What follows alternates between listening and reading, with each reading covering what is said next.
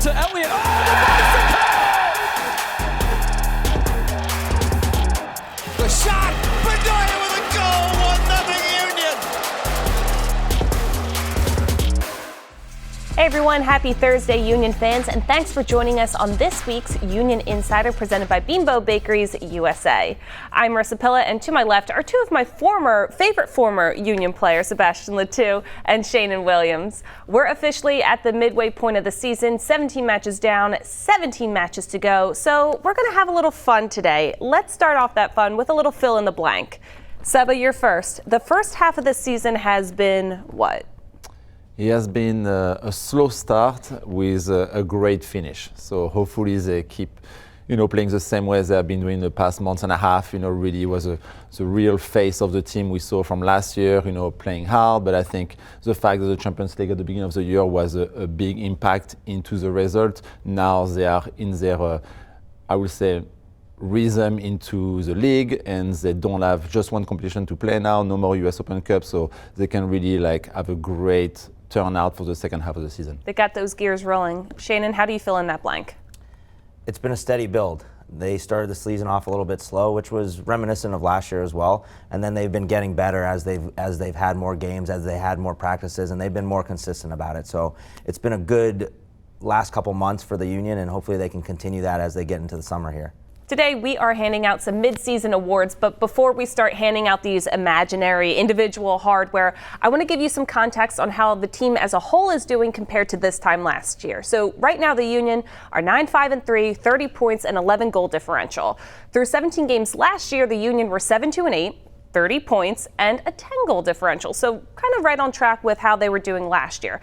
Let's get into these awards now. They're just fictitious and they're just for fun, but let's start with the illustrious MVP. Who has been your most valuable player? I think there's not much discussion about this one. I think it's Julian Carranza. I think he has 9 goals right now. He's in the race to be one of the best scorers in the league. He's playing, I think, outstanding. He's really finishing these chances into the box. He's creating a lot of chances. He's really helping the team too as well as a first, to press the defense. And he has been, really, really good for the team and really putting the ball in the back of the net for the team when we needed it. So if he keeps going in the same way, I don't think we're going to see him a lot in the Union jersey, for a long time. Good for him, but not very good for the Union. But he's playing at a very high level. He's still very young, and I'm sure a lot of teams would like to sign him maybe next season. Yeah, that's the give and take you get when somebody's playing well. You're like, oh, that's great for us, but also other people might be wanting him too. Sheanon, who's your MVP? It's Julian Carranza. Yeah. I think we both agree on that. I think he's done so much for them, especially since the Union got him for a bag of balls. So I think in saying that,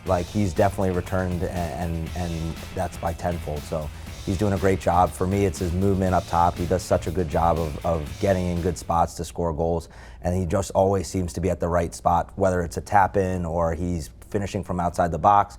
We know last year he had a couple bicycle kicks, so he can finish in every type of way, and that makes him really dangerous, and he's been by far the Union's best player this year. He was almost undervalued a little bit too there in Miami, so it speaks wonders to what a player can be capable of when a team believes in him and he fits the system. So most improved player is up next. You want to go first? For me, it's Damian Lowe. I think he's somebody that, I don't know if he came in and the Union were thinking that he would be such a big piece, but he's definitely made them change their formation and really stick in that back three because he's done such a great job. He's barely put a foot wrong since he's played, and we hope to have him for a long time. Yeah, for me, I would go with Jack McGlynn. I think we saw a bit of spark of him last season. He was still very young, maybe a little bit not as strong physically, but you saw he kind of gained a little bit, a few pounds. He kind of get more confidence, in his game. You see him more on the ball. You see him kind of be able to give a little bit more sparks into the offense with his passing. And I think it was a good thing to have him. He kind of gained his place. He was not starting at the beginning of the year, but now he's probably more a starter in a diamond midfield for the Union. So I'm hoping for him to keep going and keep gaining confidence to have a great second half of the season. It's interesting. Both of your selections are players who, at the beginning of the year, we looked at, these are great depth players. These are great people to throw in when minutes get heavy or playing in all these different leagues. And now they're really asking a lot of questions of the starting lineup. As you said, Lowe has made them change their formation. And that's one of the things that you look for when you have all these players, and everybody wants to play, but it's not always easy to force your way in. With the amount of games they've had opportunities for these guys to come in and showcase what they can do. And I think Damian Lowe is a good example of that. I know Jack wasn't, the day one starter, but has worked his way into that role, and hopefully he can hang on to it. Yeah, you do have like Jack McLean again for him. I think he fits more in a diamond midfield like the Union do. But when Lowe come in a team more as 3, I think Leon Flack is more the guy to play next to Martinez as a number 6. So you can maybe Bedoya as well if he's come back and being healthy. But McLean, I think, as a diamond, could really be the guy on the left, and maybe sometime, if Gazdag hopefully still play for the rest of the season, but can maybe as a number 10 as well to be the guy who kind of creates something with his passing to find the forwards. Let's get into our first team report presented by Green Mountain Energy. The Union returned home to Subaru Park this weekend to take on an Inter Miami team that's been struggling as of late, but it's also a team that the Union lost to on the road early this season. Earlier this week, head coach Jim Curtin talked about facing this Inter Miami side back at Subaru Park.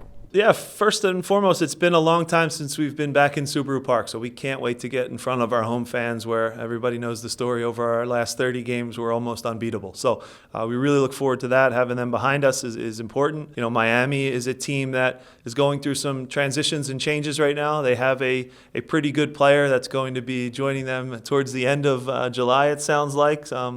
Fortunate for us, he will not be there. Maybe unfortunate for our fans to see Messi would be nice. But overall, it's still a team that I think Javier Morales has come in and given them some stability, has had them very organized. And as a former guy that I played against and had a lot of battles with, and I'll say he got the better of me a lot. So a good young coach that's doing a good job for them.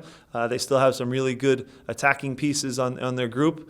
So overall, again, at home, the onus is on us to play our way, to defend really well as a team, to keep a clean sheet and really win that transition battles and be really efficient going to goal. As Curtin said, no Messi this weekend for Inter Miami when he comes to Chester, so I'm sorry to all the Philly fans hoping to see him, but they still have a game to play, and it's been 3 months since the Union and Miami last met, and since that time, these teams have gone in very different directions during that stretch. The Union have picked up 27 points, Miami has just recorded 9. Sheanon, how do the Union make sure that this by no means becomes a trap game for them? I think for the Union, they're coming off a bye week, and they've been ready and focusing on this game now for 2 weeks. So I think they'll come in prepared and ready to go. The game being at home definitely helps. Like Jim talked about, the Union are very, very good at home. So I think for them, it's going to be more about what they're trying to achieve rather than where Miami is at in their current season. What are they trying to achieve in this match? Get 3 points. That's it. Get 3 points. Especially at home, I think you have to pick up the 3 points. It's so important in the course of a season to win your home games. And this is just another one that they're going to want to take 3 points from. They know that, the games are going to get harder, and especially into summer, and especially as teams get a little bit more competitive and wanting to get in decent places for the playoffs, to maybe not have to face Miami in a playoff game if they can get up to 9th. So these are important games for the Union, and they need to do a good job at home. Seba, what do the Union need to be specifically honed in on when they face Miami on Saturday? Just playing their own game. We're going to see Miami with a different phase, and they play them, at the beginning of the year. They're going to miss some guys. You see Curtin will get injured. You have Kamal Miller and Yedlin will be in the Gold Cup. So their defense is not going to be very, very strong. So I think putting pressure will be, a good thing for the team. Playing at home, playing with energy, and try to score a lot of goals. I think for the confident, for the fans, I think it'll be great. But it's going to be, a weaker team, and we are just going to see probably Miami sitting down and try to counter attack and try to get the little chances they can do, but the Union should win this game because Miami team right now is not very strong. We're stepping away for a bit, but first, a new segment here on Union Insider we like to call Union Trivia. 9 players in Union history have scored a hat trick, but there's one player who has 2 of them. Who is that player? Stick around to find out the answer later in the show. Welcome back to Union Insider presented by Bimbo Bakeries USA. Let's take a look at This Week in Union History presented by Premier Orthopedics. This week in 2018, the Union blanked the Vancouver Whitecaps by a score of 4-0. This was powered by a Borek Dochkow brace and goals by both Ilsinho and Fafa Picot. With the season halfway over, it's a good time to take a look at how far the team has come and also where the team can be going in the second half of the season. We sat down with head coach Jim Curtin to hear his thoughts on what's gone well and what needs to be improved. Yeah, I think it's a unique season in MLS for every team, right? We have the 6 really competitive Champions League games under our belt as well. So it'll be the most games we probably ever play as a club. Set ourselves up at a decent point at the midway point of the MLS season. I still would say those Champions League games are the games the players want to play in, and to play in elimination games that early in the season only benefits and strengthens the group. I think it sets up well for the second part of the season, giving the guys those experiences and doing well in the competition. While obviously ultimately we wanted to beat LAFC, we still had a good, decent run there with those 6 games. Also have really found our rhythm in the league and starting to move up the Eastern Conference standings. Those 3 are just as good as any front 3 in Major League Soccer. Yeah, those guys, I've told them many times, the Philadelphia Union goes as they go. And I don't mean that from just the offensive standpoint, but we really get life from that front 3 and their ability to press defensively. 7 guys behind them are trained to kind of follow their lead. I think what you've seen in the last 10, 12 games now is they're really, really high pressing, making it hard on the opponent. And everybody's followed their lead, and that's no coincidence now. It's led to a lot of goals and assists, and that front 3 is the most dangerous front 3 in MLS, and they're proving that with the numbers statistically, but also with the eyeball test. They're doing a great job for us, setting the tone. Carranza opens up for the Argentine. Oh, brilliant from Philadelphia Union's Argentine. Yeah, a creative signing by Ernst Tanner. People forget at age 18, 19 years old, he was purchased for $8 to $9 million. So the quality was there, but has come into our group and has thrived. His work rate is really, really impressive. He makes it hard on the opposing team center backs. He kicks them, he fights for every inch, and he finishes off a lot of plays and has scored a lot of big goals for us. So he's the type of guy you want on your team in the biggest games. And I think sometimes we forget just how young Julian is, and a lot of interest has come in from big clubs in Europe. But I want him to wear this badge for as long as possible and hopefully lift some more trophies here. It's a 2-step approach from Kai, out-swinging ball. It's a header, and it's banked home. The Union gets off of the header, and it's Damian Lowe. Yeah, he's been great. He's a player that I worked with when he was a teenager. To see him grow and develop and have success in his career has been awesome. To step into our team where we already have Jack and Jacob, doing so well for the Philadelphia Union. It took a little bit of time for him to get his shot, but every time he stepped on the field, whether it was in the Champions League games against Atlas, he's raised his level and done a great job for us. And he really allows us, like I said, that flexibility to take those 3 center backs over any in the league. And he's done an amazing job, and will now go do some good things with the national team in Jamaica too. You can catch that full interview with Jim Curtin on Apple TV and the Union's YouTube page. Hey everyone, welcome back. I'm Marisa, that's Seba, that's Sheanon, and the Union are getting ready to host Inter Miami this weekend. I'm going to ask these 2 to hand over their keys to the game, as always presented by Subaru, but at first I think the first key to the game is Lionel Messi's not going to be there, so check that off the list of things to prepare for. But Seba, what's on your list? I'm going to go with the high press. Being at home, I think they need to put pressure on this defense. Like I say, we are going to be missing Kamal Miller, they're going to be missing Yedling, so it's going to be a young defense, not really, I think, good struggling with the ball. So if they start playing, I think a good pressure from the front 3 will be important to then, get the ball into the half to get a quick, attack and try to score the goal. So putting pressure and being high with energy, which is always a success for the team every time they play at home and they play that way, and make sure that the defense like Glesnes, Elliott do a better job to be close to Martinez, who will be their focal point to try to find those long balls to him, to not let him turn like we saw against San Jose and Bobisse, who kind of turned a bit too easily to find Cowell on their first goal. It's going to be very important to make sure they are on point and the cover is here, but it starts with a high pressure from all the guy in front to really make the mistake happen from the defense. All right, starts with a high press for Seba. Sheanon, for you. My key to the game is going to be no sloppy turnovers. I think in their last game, that's really how they gave the game away, in my opinion. Miami's not a team that's scored a lot of goals. They only have 16 so far in this season. And if the Union aren't giving them the ball, then I think they'll have a hard time scoring. They don't have a lot of creators, a lot of guys that can break down their defense. We know how strong the Union defense is, especially being at home. Now let's take a look at some of the action from Match Day 19 in MLS around the league, presented by Torque. For the second week in a row, we have a Goal of the Year candidate. This one is courtesy of Real Salt Lake's Pablo Ruiz as he beat the keeper from beyond midfield in their 2-1 win over DC. And finally, in a battle of two of MLS's best, the MVP delivered. Hani Mukhtar put this goal in the back of the net for his third of the game, carrying Nashville to a 3-1 win over St. Louis. Up next, it's the move that everyone is talking about. We break down the future impact of Lionel Messi's announcement to join Inter Miami. Union Insider returns after this. Time now for this week's Chick-fil-A Nugget of the Week. Andre Blake has a .84 goal against average this season, which is the second lowest of any MLS goalkeeper with 10 or more matches played. Only Joe Willis of Nashville has a lower average with .72. Hey everyone, we're back with Union Insider presented by Bimbo Bakeries USA. I'm Marisa. It's time now for this week's player profile presented by Subaru.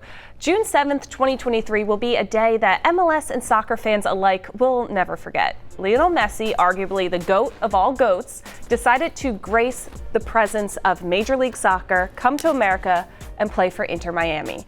And while he won't be coming to Chester to play in this weekend's match, how do we not make him our player profile? It wouldn't be right. Guys, I can't even believe we live in a reality where Messi to MLS is actually happening. How do you even begin to comprehend this move? I mean, yeah, it's kind of like, tough to see him coming into this league and playing, but it's great, like you said, the GOAT and the best player, of all time for me, winning the World Cup a couple of months ago with Argentina, having an amazing career with Barcelona, is still playing at a high level and coming here, to now get the Miami jersey on at the end of July is going to be amazing. I think every fan wants to see him. You saw all the tickets, going so quickly in Miami. They may have to change stadium to get more seats, to have people, seeing. You see the, Union where a lot of people were asking me, oh, is he going to play, on Saturday? I was like, no, he's coming in July. But I think everybody is very excited to see him play.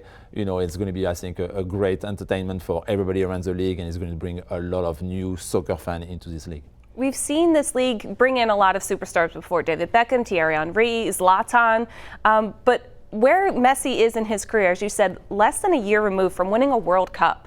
How different does it make it for him to come to MLS compared to some of these other superstars where they were in their careers? It's such a huge deal with where he's at in his own career, coming off the World Cup, coming off of such a big achievement, and then saying, okay, I want to then take this to MLS. It's like when you play video games and you take all the best players and you put them on one team.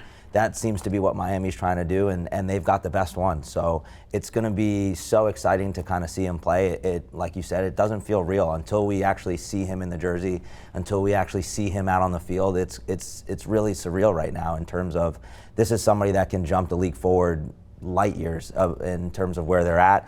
We saw Miami's their Instagram account jump up millions of followers just by adding one person. So it's a huge deal for not only Inter Miami, but for the league and for everybody involved. We're stepping away one more time, but first, the answer to this week's Union Trivia question. The only player to score multiple hat tricks for the Union? That will be Julian Carranza, who did so twice, and both were last season against DC on July 8th and August 20th, respectively. Union Insider returns with our players to watch after this.